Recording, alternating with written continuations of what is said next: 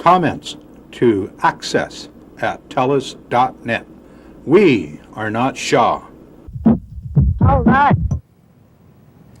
Hello and welcome to the show. My name is Sid Tan and you're watching Access Community Television, shamelessly promoting our friends and community. And with us today is one of our favorite friends from our favorite community, Wendy Pedersen, Thanks, longtime resident of the downtown east side and a longtime activist down there. Thanks for being on the show again and again, Wendy. We have you on the show because you can give us some briefing and understanding of what is going on in the downtown east side. We had Homeless Dave on here earlier, and we didn't get a chance to talk to him about the outcomes that have come from his hunger strike and the other actions that are going on. I'm just wondering if you could give us a brief update on what has happened. Well, the hunger strike, it was intense, 36 days. By the day 33, we had not got a meeting with the mayor about the demands. So we forced a meeting with the mayor. We went to City Hall with our pillows, basically saying we weren't leaving until he met with us. He met with us. He said no to the demands. Not a surprise, because we're getting the picture of where Vision Vancouver is on the downtown east side. But at the time, we were able to let him know that the consequences of not helping the community out would be more actions in the street. And the other consequence is we were going to start telling people more about his connection to developer money in the downtown east side. And we gave him an example. We said, we know Bruno Wall gave you $180,000 and you approved his 955 East Hastings condos.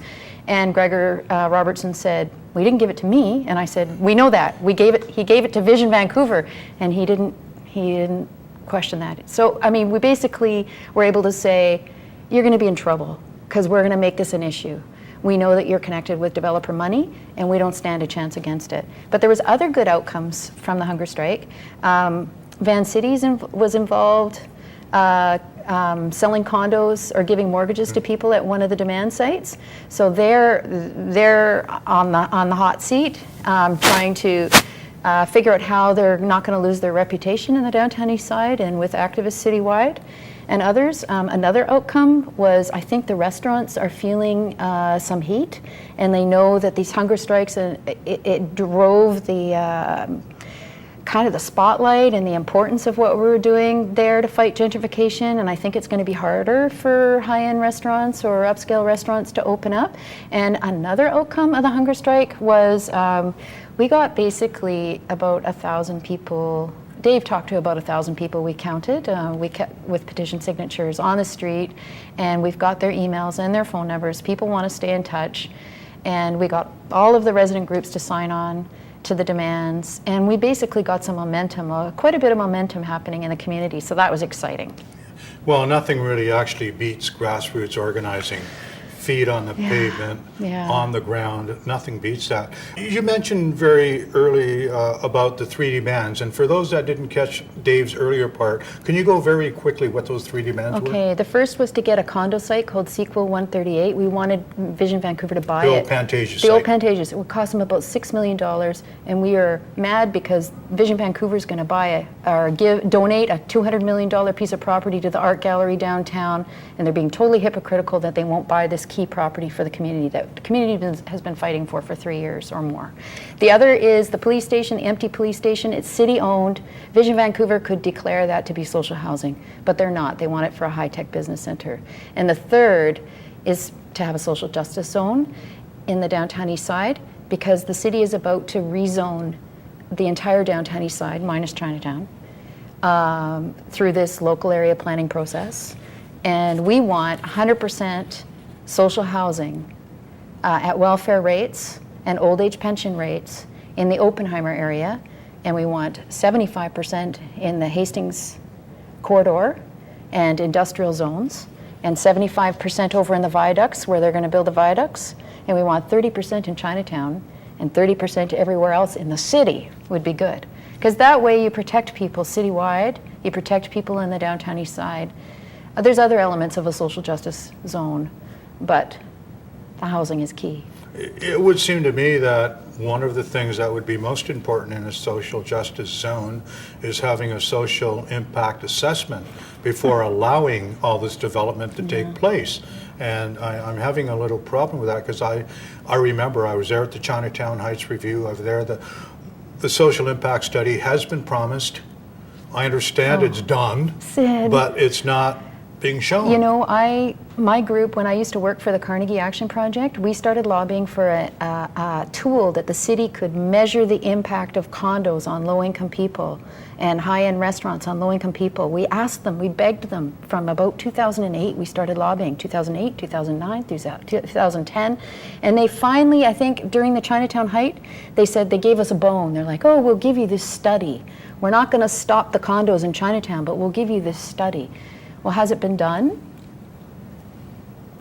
We hear that they're doing something, but I also hear that they haven't done exactly, they haven't asked the questions that we wanted them to ask. So of course it's going to be spin, spin, spin. And you can't develop a community unless you understand what that development is going to do to the people in that community.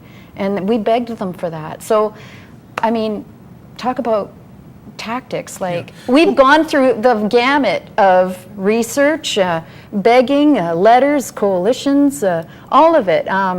Friendly actions, meetings with politicians, we've done it all. So we're at the stage where we're into stronger actions, and that's what we told Gregor when we met with him. It's stronger action time. So because you failed us.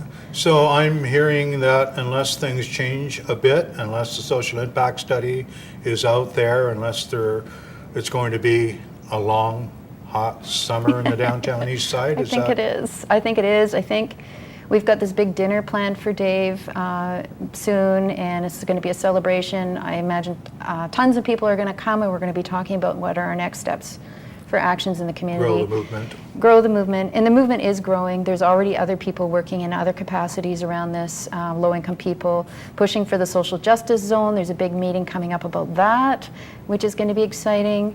Trying to get people together to endorse similar goals.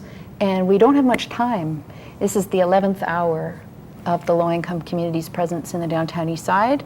We're at 11:01. So we got about 59 more minutes.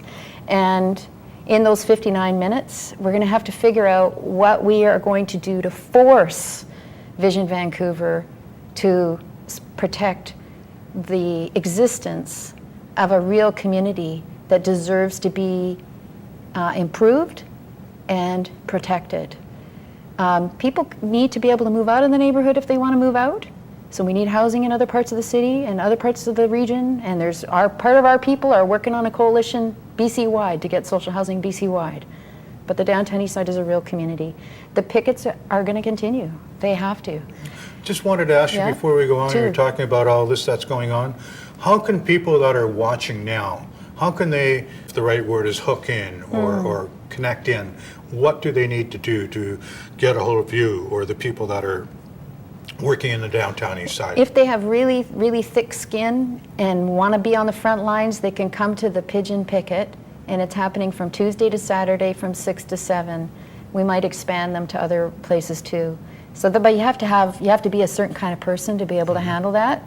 But there's lots of other places and ways to pitch in, or maybe people want to come speak at City Hall when the clock ticks to 11:59. That's where we'll be. Where can they get information though on the web? I think going to our Hunger Strike website, we'll keep that updated, and that will direct people where to go. And the address is www.DTES, standing for Downtown East Side, hungerstrike.blogspot.com. Okay, that's DTES hungerstrike.blogspot.com for more information. Wendy, it's so great to have you here.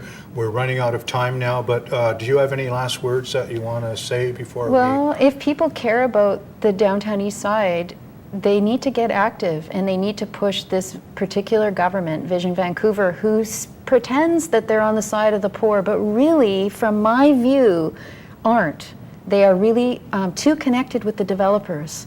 So we need to separate the politicians from the developers as best we can in the next little while. And we need everybody's help. The downtown east side is not a stereotype. It's not what people read in the media.